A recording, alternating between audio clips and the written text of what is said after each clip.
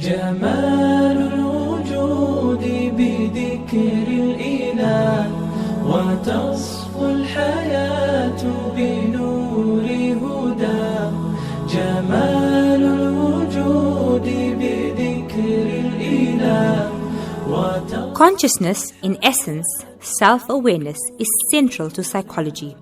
Quran teaches a self-awareness in Allah, and this acts as a permanent perpetual stimulus for how our consciousness is used. For example, while psychologists have discussed how consciousness can be affected by psychoactive drugs, Islam has laid down laws on what is permissible and what is not relating to such drugs. There are four major categories of this drug: stimulant, depressant, opioid, and hallucinogens. Quran, for example, prohibited alcohol, which is a depressant, as Islam wants to preserve our consciousness for Allah's worship and for developing better character. Similarly, Islam has prohibited the consumption of haram and doubtful food, as it has an effect on both our external body as well as the internal nafs. تراه لذاك يحث خطاه تراه لذاك يحث خطاه جمال الوجود The Yan is rushing out of the school gates, on his way for his hifz class with Maulana Ismail, when he is stopped by Fuad. Dayan, yo man, are you catching a train or something? What's the rush? I have to go to my hifz class. The love club is waiting for me. You doing hifz? Impressive, man. Thanks, I better run. Hang on. How long have you been going to this class? Almost a week now. So then the Mulana probably won't even notice if you're not there for one lesson. Huh? Why would I want to skip class? Tsepo and Andrea are at the mall. I'm on my way to meet them to catch a chow. Don't you want to join us? Must be joking, Fuad. My old man will kill me if I bunk hif. Come on. Missing just one lesson isn't such a big deal. But I'm still in my school uniform. Don't stress, man. So am I. Didn't you have PE today? We'll just slip on our PE tracksuits when we get to the mall. And how are we supposed to get to the mall? Uber, obviously. I have the app on my phone.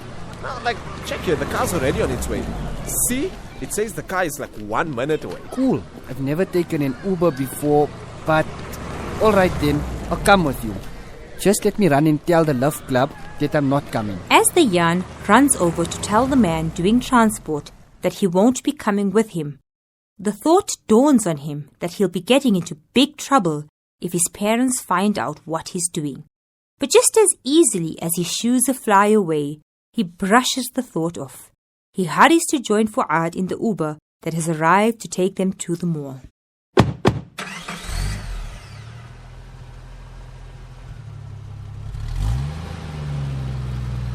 Fuad pays the Uber driver with his credit card, and the two boys saunter into the mall, stopping at the public bathrooms to change. Fuad directs the Yan to the restaurant where Chepo and Andre are waiting. Xe, Fuad, I see you brought Dayan along. Yeah, I got him to bunk his madrasa class. Cool, man. We also bunked school today to hang out at the mall. Oh, won't your parents find out? Yeah, Tsepo's parents are chilled and Andrea's they don't really care. I would have joined you guys from the morning if I didn't have a test to write in physics. So what have you guys been up to? Not much. Rolled a couple of zolikis and now we're dood hungry. Can we order? Go ahead, bro. Dayan, have you been here before? No. Can I have a look at the menu? Sure. Keiki. Here you go. I think you must try out the burgers here. They're really good. Okay. I'll have a cheeseburger or maybe hang on. What's wrong, boss? Can't decide what you want? No. It's just I don't see any halal certification on these menus.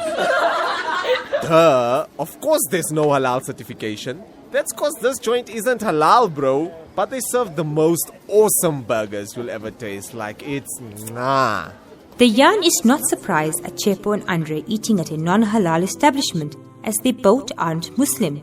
But he's stunned that Fuad, who was brought up in a Muslim home, eats at a haram restaurant on a regular basis.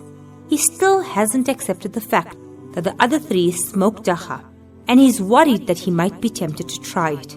But he will never eat haram food. Dayan knows that he should stand up and leave, but he's worried that the only friends he's made at the new school will turn against him. So he remains at the restaurant along with them, acting as if it is normal for him to eat at such places, ordering a fish burger as a concession to appease his conscience.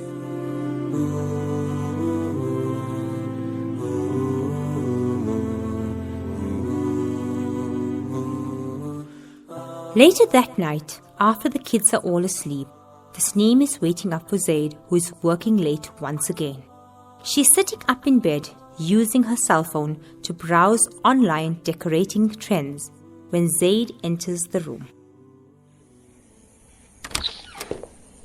Assalamu alaikum. How's it, Tess? Still up playing on your phone, I see. Wa alaikum salam.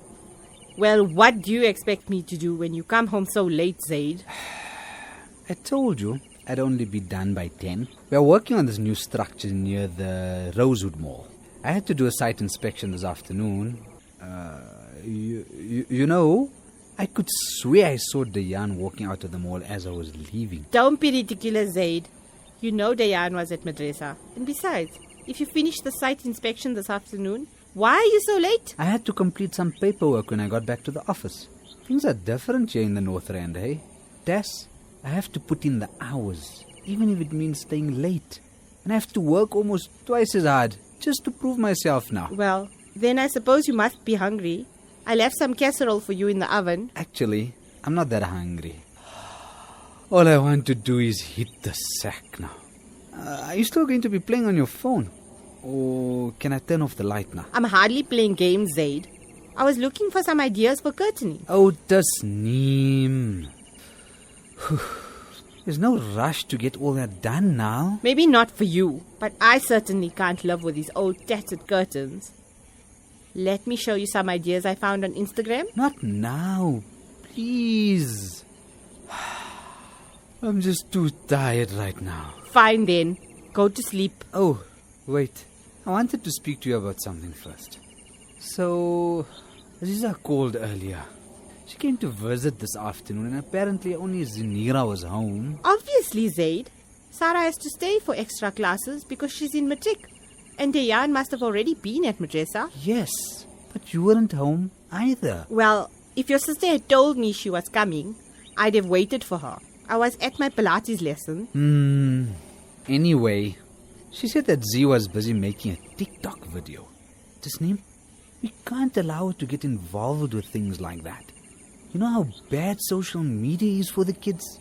In fact, I was very against her getting her first phone. You're making a big deal out of nothing, Zaid. All the kids around here have phones, and I'm sure all of them make TikTok videos.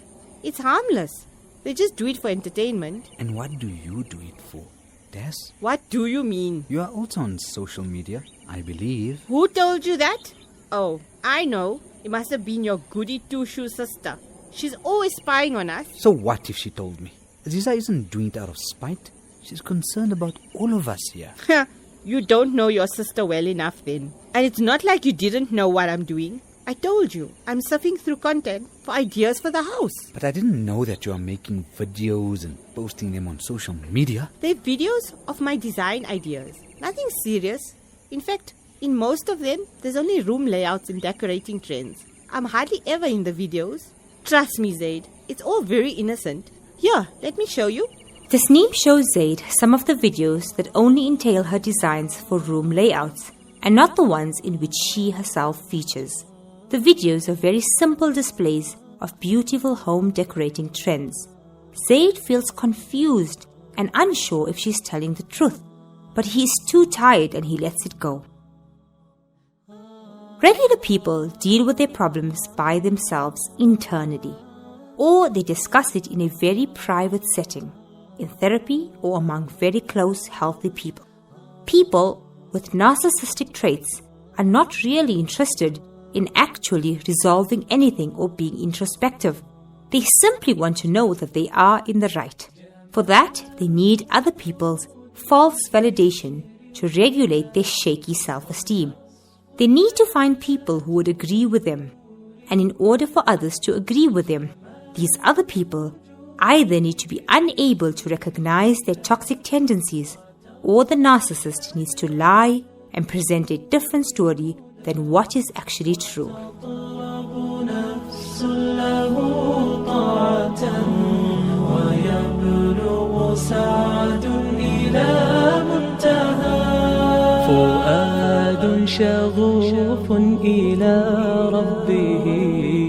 Dada Rashid has gone to see another woman, a 50-year-old named Firoza who has never been married before.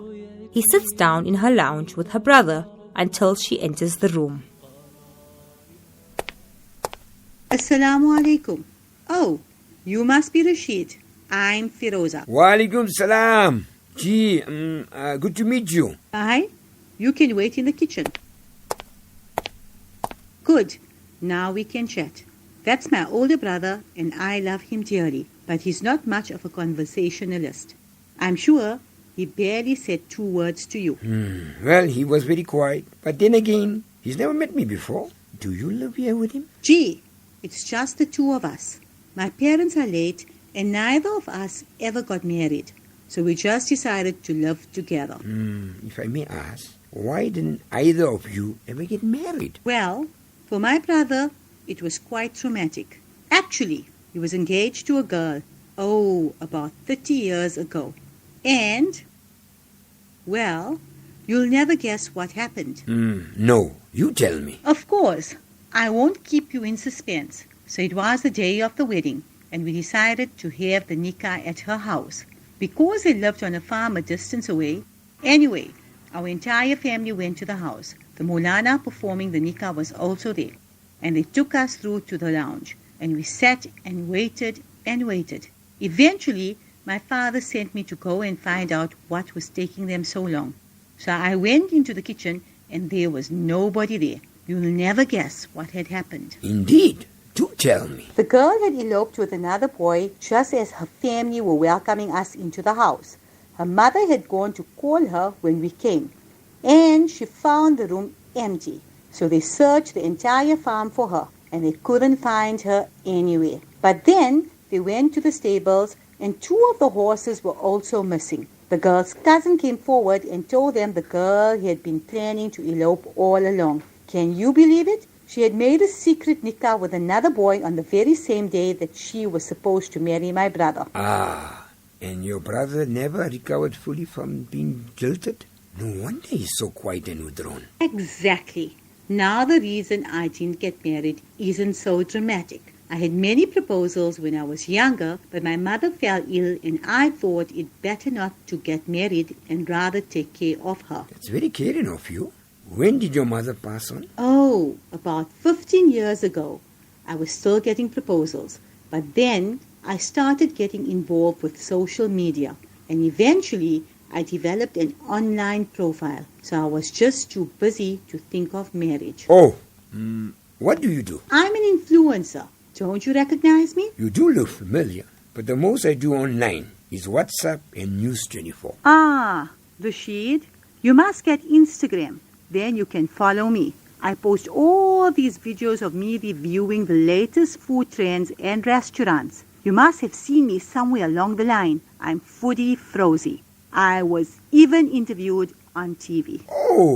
Dada Rashid anxiously backs off, muttering an excuse that he needs to be somewhere, and escapes from the home of Foodie Frozy. His generation does not understand this culture that he thought was only prevalent amongst the youth. The culture of Muslim female influencers has pervaded the market, and Dada Rashid is aware that his granddaughters do follow some of them on Instagram. He was really taken with this woman Firoza. He found her funny and warm and entertaining, but he knows that he will not be happy with a wife who is a public figure on social media. Dada Rashid cannot condone the culture of influencers, no matter how wonderful they may seem as individuals. Well, he thinks, back to the drawing board. He will have to contact Auntie Gori and arrange a meeting with the next possible match.